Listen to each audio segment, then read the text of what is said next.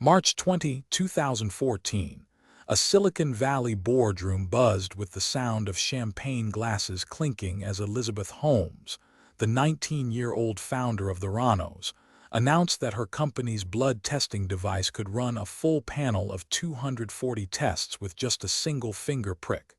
The claim was audacious, the audience was dazzled, and within weeks the headline, "The New Apple of Healthcare," began to appear across glossy magazines and eager tech blogs. Theranos was born in a garage, a place where the myth of the lone inventor turning a world-changing idea into a billion-dollar empire first took root.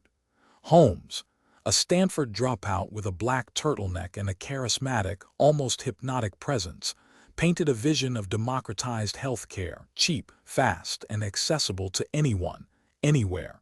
She raised seed money from family friends, then caught the eye of venture capitalists who saw a tech unicorn waiting to be tamed. In 2013, a $12 million Series A round led by Draper Fisher Jurvetson vaulted the startup's valuation to $900 million. The next year, a $100 million infusion from the venture firm backed by the Walton family pushed Theranos past the $1 billion mark. By 2015, the company boasted a board that read like a Hall of Fame of American power, former secretaries of state, a former general, and members of the founding families of Ford, Marriott, and the Hunts. The story that captured the world, however, was built on a foundation of secrecy. Holmes declared that the proprietary device, dubbed the Edison, was the heart of a new medical revolution, and she demanded that employees sign non-disclosure agreements so tight they could not even discuss the technology with their own families. The company's labs were shrouded in locked doors, and the only public demonstrations were polished videos showing a sleek, futuristic instrument that seemed to whisper the future of diagnostics. Yet beneath the glossy veneer, the machines were sputtering. Early prototypes could not reliably detect many of the biomarkers they promised, and the data they produced often conflicted with results from conventional labs. Instead of fixing the flaws, the leadership chose to sidestep them, sending samples to commercial laboratories for validation while presenting the results as their own. Warning signs began to surface in whispers that grew louder over time. In 2015, investigative journalist John Carreyrou of the Wall Street Journal received a tip from a former Theranos employee who described a culture of intimidation and a relentless pressure to make the numbers work. The journalist's first article, titled "Hot Startup Theranos Has Not Lived Up to Its Claims," revealed that the company's device was being used for only a handful of tests, not the promised 240, and that the FDA had placed the Edison under a regulatory hold due to concerns about accuracy. As the story spread, former employees came forward with accounts of red team, meetings where data was cherry-picked, and of a lab rat environment where technicians were punished for raising doubts. Even the company's own board members, many of whom lacked scientific expertise, were left in the dark, their only insight coming from glossy quarterly updates that omitted any mention of technical setbacks.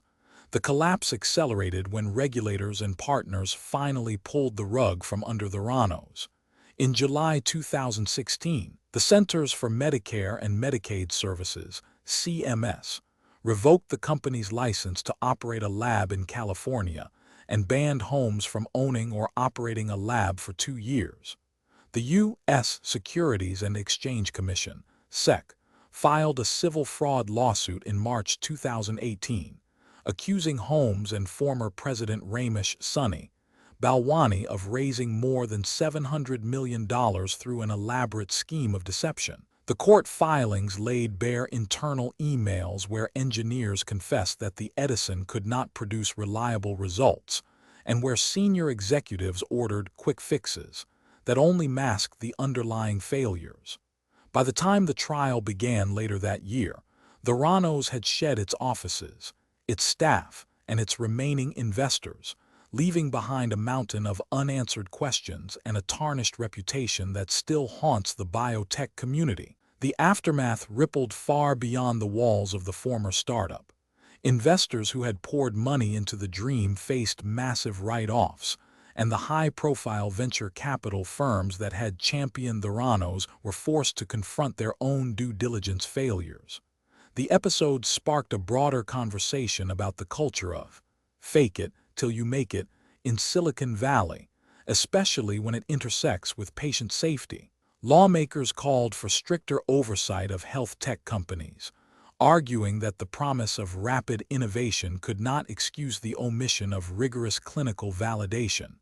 Meanwhile, former employees have formed support networks, sharing lessons about whistleblowing and the psychological toll of working in an environment where truth was systematically suppressed. Theranos also left a personal legacy, a cautionary tale that reshaped the narrative around female founders and charismatic leadership.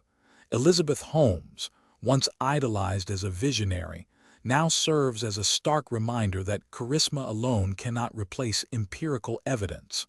Her trial, which concluded in early 2024 with a guilty verdict on multiple counts of fraud, closed one chapter but opened another: the need for a more transparent, accountable path forward in health technology. As the industry continues to chase breakthroughs, from CRISPR gene editing to AI-driven diagnostics, the Theranos saga stands as a beacon warning that the line between ambition and deception can be dangerously thin.